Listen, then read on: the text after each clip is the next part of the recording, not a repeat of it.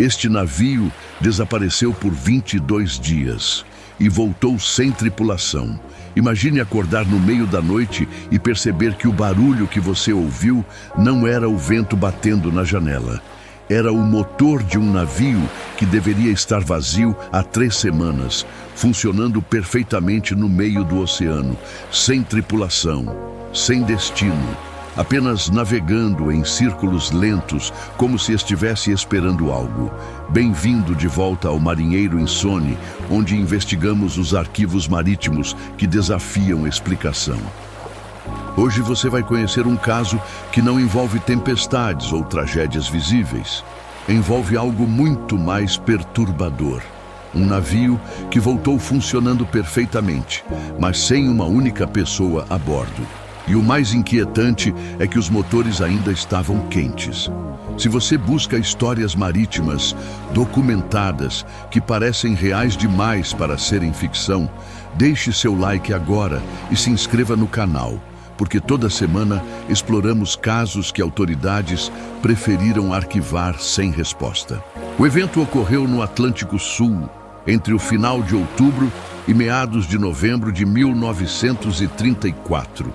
O navio era um cargueiro comercial de bandeira brasileira chamado Santa Helena, especializado em transporte de mantimentos e ferramentas entre portos menores da costa.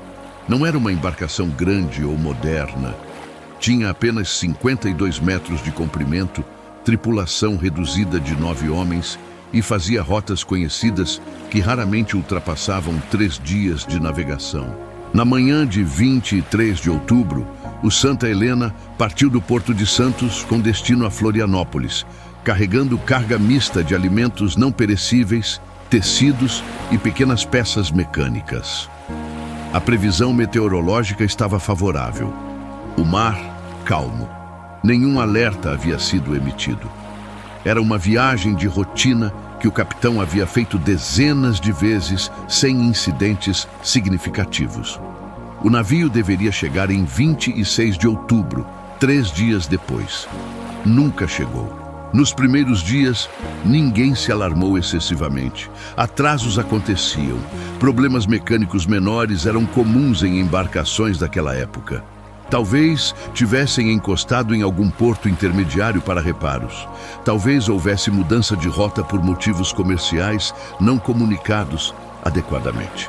Mas quando uma semana inteira passou sem qualquer comunicação por rádio, sem avistamento reportado por outras embarcações, sem chegada a nenhum porto registrado, a preocupação se transformou em alarme oficial. Em 2 de novembro, 10 dias após a partida, a família do capitão formalmente reportou o desaparecimento às autoridades marítimas. Buscas foram organizadas. Barcos patrulha varreram a rota conhecida. Avisos foram enviados para todos os portos costeiros solicitando informações sobre possível chegada não registrada. Nada. Absolutamente nenhum sinal do Santa Helena. E então, em 14 de novembro, 22 dias após a partida original, algo impossível aconteceu. Um pescador que trabalhava perto da costa, aproximadamente 40 quilômetros ao norte de Florianópolis, avistou durante a madrugada uma embarcação navegando lentamente, sem luzes de navegação visíveis. O comportamento era estranho o suficiente para ele decidir se aproximar e verificar se precisavam de assistência. À medida que se aproximava, reconheceu a silhueta. Era o Santa Helena, o navio desaparecido, navegando sozinho no escuro. O pescador tentou fazer contato visual, acenou, gritou. Nenhuma resposta, nenhum movimento no convés, nenhuma luz interna acesa. Mas o navio continuava avançando em linha relativamente reta, como se alguém estivesse no comando. Ele imediatamente retornou ao porto e reportou o avistamento. Autoridades foram notificadas. Uma equipe de abordagem foi rapidamente organizada e enviada ao local indicado. Quando finalmente localizaram o Santa Helena, algumas horas depois, já ao amanhecer, O que encontraram contrariava completamente todas as expectativas de um navio abandonado ou em situação de emergência. O navio estava navegando. Os motores principais estavam ligados, funcionando em rotação baixa, mas constante. O leme estava travado em posição que mantinha a embarcação em amplos círculos lentos. Tudo tecnicamente operacional, mas não havia uma única pessoa a bordo. A equipe de abordagem subiu ao convés com cautela extrema, esperando encontrar sinais de luta, sangue, destroços, qualquer evidência de tragédia ou violência. Encontraram ordem perturbadora. As cabines estavam arrumadas, camas feitas com cuidado militar, roupas dobradas nos armários, pertences pessoais organizados. A cozinha limpa, com louças lavadas e guardadas. O diário de bordo sobre a mesa de navegação, aberto na última entrada. Nenhum sinal de pânico, nenhum sinal de abandono apressado, nenhum bote salva-vidas faltando. Os coletes salva-vidas estavam todos pendurados nos ganchos apropriados. As provisões de emergência intactas. Era como se a tripulação tivesse simplesmente desaparecido no meio de uma rotina absolutamente normal. O detalhe que mais perturbou os investigadores estava na sala de máquinas. Os motores não apenas estavam ligados, estavam quentes, muito quentes, como se tivessem sido ligados recentemente, talvez apenas algumas horas antes. Mas não havia ninguém para tê-los ligado. O combustível estava em níveis que não correspondiam a 22 dias de navegação contínua.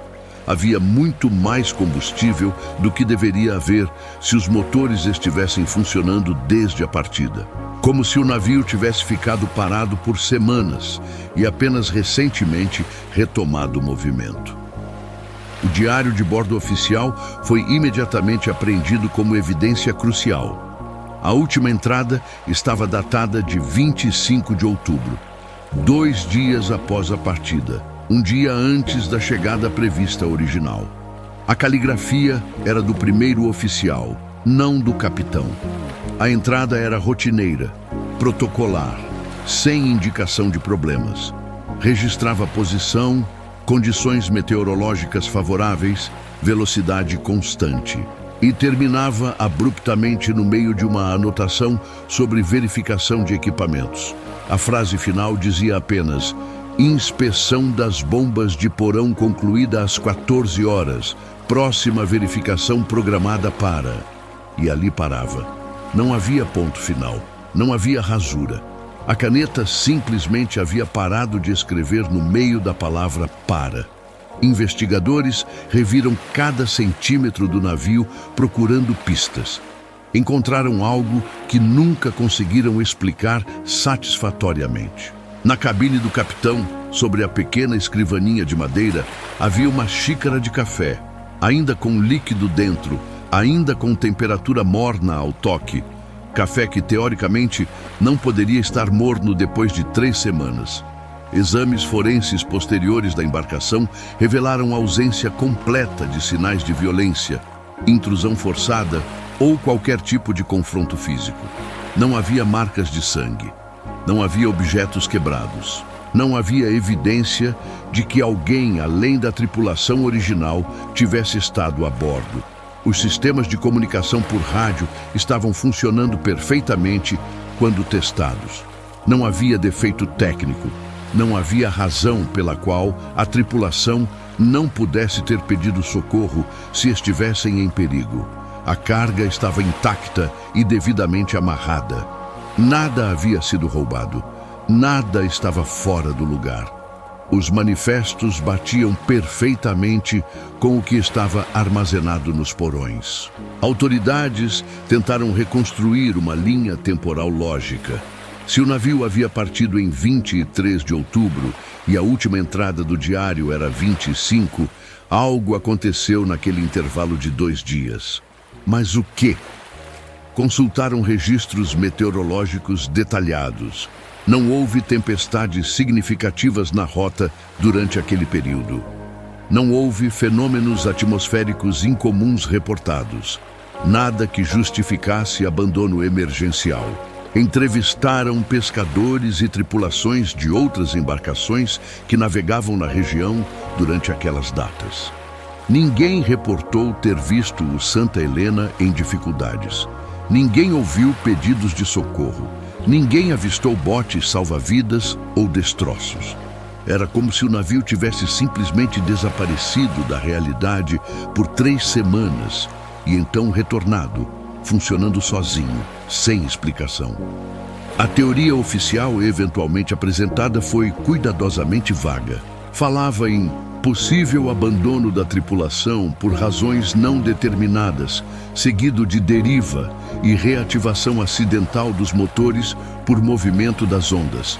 Mas técnicos navais apontaram imediatamente as falhas óbvias dessa explicação.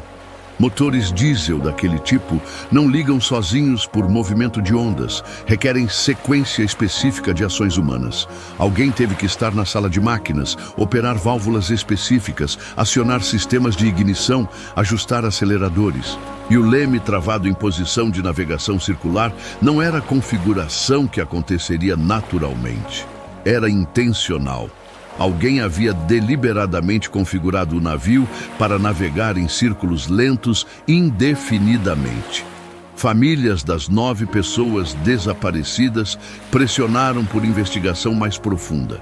Exigiram respostas, exigiram buscas mais extensivas.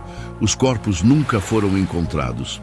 Nenhum pertence pessoal foi localizado em praias ou recuperado do mar. Nenhuma evidência física de afogamento ou naufrágio jamais surgiu. O caso foi oficialmente encerrado 6 meses depois, como desaparecimento de tripulação em circunstâncias indeterminadas. O Santa Helena foi eventualmente vendido em leilão, reformado e voltou ao serviço comercial sob novo nome e nova tripulação. Mas há um detalhe final que aparece apenas em documentos internos da capitania, não destinados a circular publicamente. 3 diferentes tripulações se recusaram a trabalhar no navio reformado após serem informadas de sua história. Todas alegaram o mesmo motivo vago: sensação de desconforto inexplicável a bordo, especialmente durante a noite. A 4ª tripulação que aceitou trabalhar no navio reportou após a primeira viagem que durante a madrugada ouviram sons vindos da sala de máquinas. Sons que descreveram como passos metálicos descendo a escada e válvulas sendo operadas. Quando investigaram, não encontraram ninguém, mas os motores estavam em rotação ligeiramente diferente da que haviam deixado. Essa tripulação completou a viagem, mas recusou renovar contrato. O navio foi finalmente descomissionado em 1942 e desmontado para sucata. Os registros oficiais sobre o incidente original foram arquivados e raramente consultados desde então. Mas a pergunta permanece completamente sem resposta satisfatória. O que fez 9 homens experientes abandonarem um navio perfeitamente funcional, sem levar coletes salva-vidas, sem usar botes de emergência, sem deixar qualquer mensagem ou sinal de socorro? E quem ou o que religou os motores semanas depois e configurou a navegação em círculos? Você acha que isso foi um erro de investigação, informação suprimida ou algo que simplesmente não tem explicação com o conhecimento que temos? Comente o que você acredita que realmente aconteceu com a tripulação do Santa Helena.